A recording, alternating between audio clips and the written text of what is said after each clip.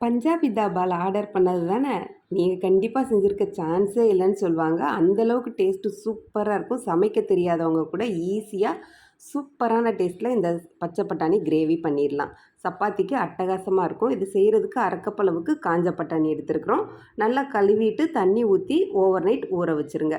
இப்போ பாருங்கள் பட்டாணி நல்லா ஊறிடுச்சு. இந்த தண்ணியை கீழே ஊற்றிட்டு நம்ம குக்கரில் சேர்த்துட்டோம். 1/2 கப் அளவுக்கு தண்ணி சேர்த்துட்டு கொஞ்சமாக உப்பு சேர்த்து இதை வேக வச்சு எடுத்துடலாம்.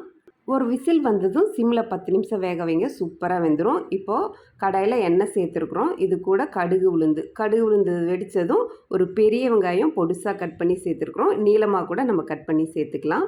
ஒரு டீஸ்பூன் அளவுக்கு இஞ்சி பூண்டு பேஸ்ட்டு. இந்த பச்சை வாசனை போகிற வரைக்கும் வதக்கிட்டு இது கூட ஒரு தக்காளி நான் கட் பண்ணி சேர்த்துருக்குறேன். இதையும் நல்லா வதக்கிக்கலாம். அடுத்ததாக நம்ம மசாலாலாம் சேர்க்க போகிறோம். ஏற்கனவே பட்டாணியில் உப்பு சேர்த்துருக்குறோம். இதுக்கு தேவையான அளவு கொஞ்சமாக உப்பு சேர்த்துக்கோங்க. இப்போது 1 டீஸ்பூன் அளவுக்கு தனி மிளகாய் தூளும் 1/2 டீஸ்பூன் மஞ்சள் தூளும் சேர்த்துருக்குறோம். உங்களோட காரத்துக்கு ஏற்ற மாதிரி நீங்கள் வச்சுருக்கிற மிளகாய் தூளோட காரத்தை பொறுத்து அட்ஜஸ்ட் பண்ணி சேர்த்துக்கோங்க.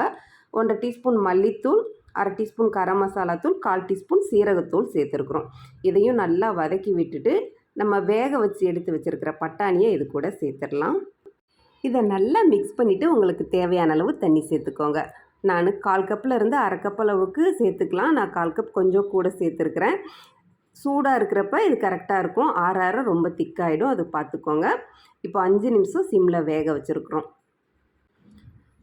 அவ்வளோதாங்க, சூப்பர் டேஸ்டியான பட்டாணி கிரேவி ரெடி ஆகிடுச்சு. இது கூட நம்ம டேஸ்ட்டுக்காக 1 டீஸ்பூன் அளவுக்கு சாட் மசாலா பொடி சேர்க்குறோம். சப்பாத்திக்கு சாப்பிட்றப்ப இது ரொம்ப நல்லாயிருக்கும். கடைசியில் கொஞ்சமாக கருவேப்பிலையும் மல்லி இலையும் சேர்த்துக்கோங்க. கருவேப்பிலை லாஸ்ட்டில் சேர்க்குறப்ப இதோட வாசனையும் டேஸ்ட்டும் ரொம்ப நல்லாயிருக்கும்.